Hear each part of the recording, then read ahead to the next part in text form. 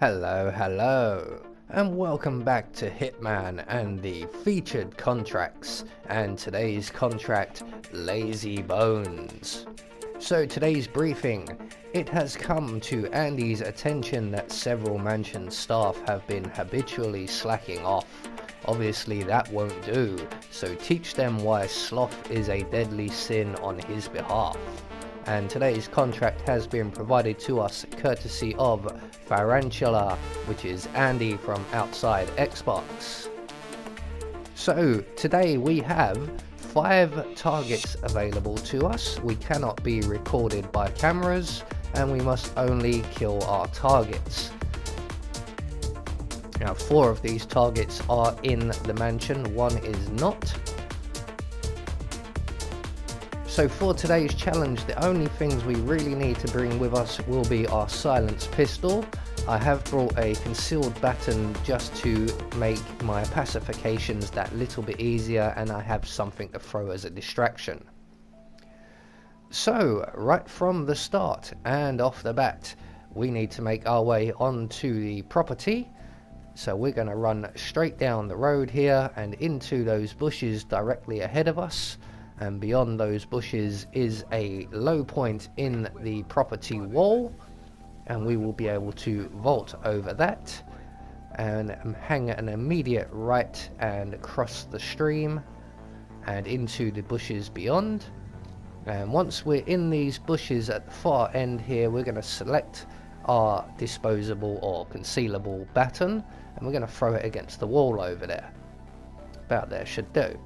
And that's going to distract the gardener just off to our left there, and when he comes over to investigate, we can then get behind him, render him unconscious, hide his body in the bushes and retrieve our baton. So guy's unconscious, I'm going to retrieve my kosh there, hide his body in the bushes and take his outfit. And remember to put the concealable baton away before you run at the housemaid at the entrance. So we're going to make our way around to the side of the building using these little garden areas and the vehicles for cover. As you can see, there is an enforcer just off to our right. So once we've made it past him, we can then stand up once again. We're going to go in through the open bathroom window on the ground floor just up these stairs here, just round to our right, and in here we will find a bar of soap on the counter. We're going to collect up that bar of soap and we're going to throw it just underneath the window. That's going to distract the 2 bodyguards who are guarding the side door, and one of them will come along to investigate the noise. And we are going to hide in the closet provided while he passes us. So you can wait behind the door if you so wish, but the closet is here, so I'm going to use it. So once the guard comes to investigate, we can exit our hidey hole. We can render him unconscious. I'm going to take his gun as well, it may come in handy. We're going to hide his body in the closet provided, and we're going to take his outfit. There we go, looking nice and snazzy. So we can now move on to our targets, as we can now move quite freely around the property. And we're going to make our way down the corridor just off to our left and into the staff room area here, just by the kitchen. And in here we will find a wrench. We're going to open the door to the kitchen's area and we're going to throw the wrench at that chair. And that's going to get the attention of one of the housemaids who is in the next room, and we need her out of the way because we've triggered a conversation between her and the other housemaid, and when that finishes she will be in our way, and now she won't be. So once she's come to investigate, wait for the door to close, render her unconscious and hide her in the canvas crate provided. So that's her out of our way. So what we're going to do now is make our way into the kitchen, and in here we will find 2 propane flasks, and we're going to take these one by one and set them up. Now our 2 targets are the 2 gentlemen in this room. This is one of them. So we're going to place our propane flask on the arm of the sofa there.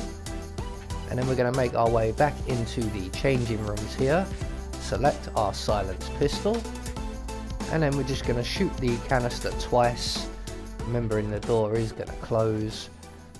What we're going to do is once we've shot the canister the second time, we're just going to turn around and get in the canvas crate so that no one spots us. And we're just going to wait here until everything calms down and the body's been cleared away before we basically rinse and repeat the exact same thing. So we're going to make our way into the kitchen, retrieve the second propane flask, and we're going to place this flask right on the table next to our target here. We're going to spoil his cup of tea. So anywhere there will do. And again, making our way into the changing rooms, we're going to select our silenced pistol once again and shoot the canister twice. And on the second shot, we're going to once again put ourselves in the canvas crate and wait for everybody to go back to their business. And once everybody has gone back to their business, we can then exit the crate. We're going to make our way to the main entrance hall and up the stairs to the first floor. Just be aware that up here there is a patrolling enforcer, but he's nowhere in nearby, so we can make our way up to the first floor, around to our left, and here we will find our next two targets flirting with each other. And just by walking past them, we have interrupted their conversation and they will go back to their duties. And our first victim will make his way out onto this balcony. So all we're going to do is render him unconscious and throw him off of the balcony. Collecting up his gun as we go, because you never know, we might need the ammo. So over you go, mate. Quick flying lesson for you. And you didn't stick the landing. So that's target number 3 taken care of. Target number 4 is just back inside the building in the corridor here. As you can see, there is a patrolling guard there. So we're just going to wait for him to turn around and move away. We shouldn't see or hear anything, but we just want to be extra sure. So as he moves away, we can then sneak up behind our victim here, render her unconscious, and we're going to drag her into the bathroom just in front of us here. And just like the guy she was being chatted up by, we are then going to dump her out of the window for an accident kill. I don't actually think her body gets found. The bodyguard's body does get found, but I don't think hers does. So that's 4 targets down and 1 to go. So we now need to retrace our steps back down to the ground floor, avoiding the enforcer on the first floor landing, and avoiding the butler, who is an enforcer on the ground floor. And just stopping here because there should be 2 guards there, and one of them will be an enforcer, but they're not around. We're making our way over to the graveyard area, and the housemaid just to our right there is also an enforcer, but if you make your way straight past, you should be fine.